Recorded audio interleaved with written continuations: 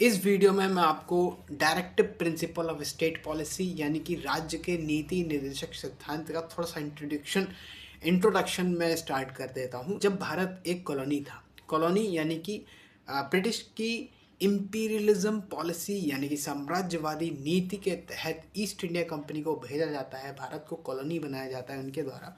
और धीरे धीरे देखिए ईस्ट इंडिया कंपनी के ऑफिशियल्स के द्वारा, गवर्नर जनरल्स के द्वारा धीरे धीरे आगे चल करके देखो 1756 में जब प्लासी किया, उसके बाद 1764 में बक्सर किया।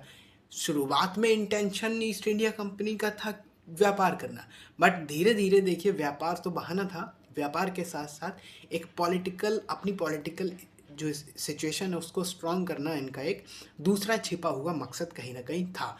ये इम्पीरियलिज्म की पॉलिसी पे ही आए थे, तो ऐसा मकसद उनका था ही था, ठीक है।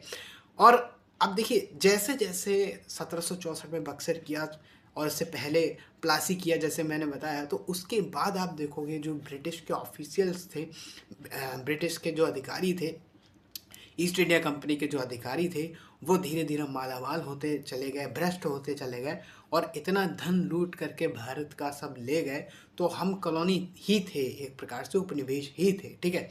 धीरे धीरे जब देखो जब इन पर थोड़ा शिकंजा कसना शुरू हुआ, किसके द्वारा? ब्रिटिश के द्वारा, है ना। वहाँ ब्रिटिश में बैठे जो क्वीन है, जो किंग है, जो ब्रिटिश पार्लियामेंट है, इनके द्वारा अब कसा जा रहा था इन पर। इनको टाइट करने की बारी जब आई थी ईस्ट इंडिया कंपनी के ऑफिशियल को, तो धीरे धीरे से शुरुआत होती है 1773 की रेगुलेटिंग एक्ट के द्वारा to control and regulate East India company को कहीं ना कहीं कंट्रोल करने की बात इसमें कही गई है, रेगुलेट करने की बात कही गई है। अब देखो 1773 का जो रेगुलेटिंग एक्ट है, वहाँ से लेकर देखिए हर 20 साल में ये कसा कसी आती थी ऊपर से, मतलब ये आर्टिकल्स, मतलब ये जो है एक्ट आते थे, ये लाए गए, हर 20 साल में लाए जाते थे।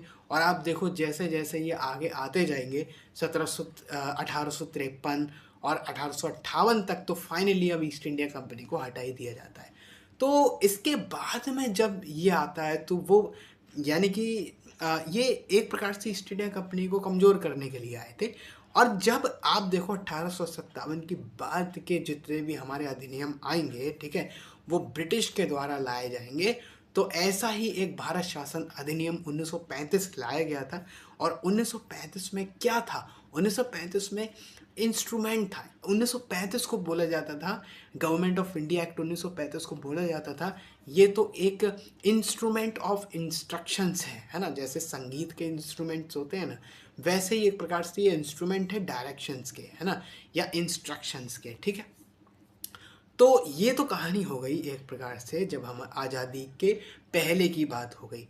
जब हम आज़ाद हुए तब भी इन इंस्ट्रक्शंस को, इन डायरेक्शन को लाना था। तो हमने लिखे हमारे डीपीएसपी।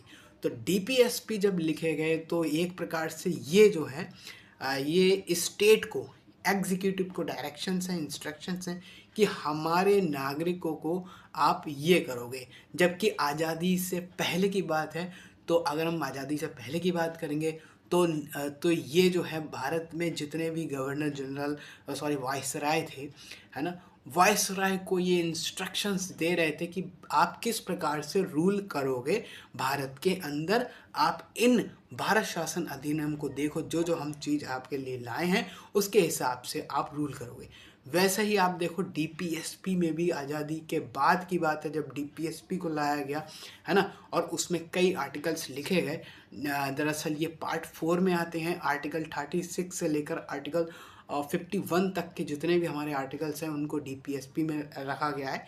कहा जा रहा है जब भी आप लॉ मेकिंग कार्य करो, यानी कि it is a duty to apply this principle in making laws. Article 37 है दरअसल ये।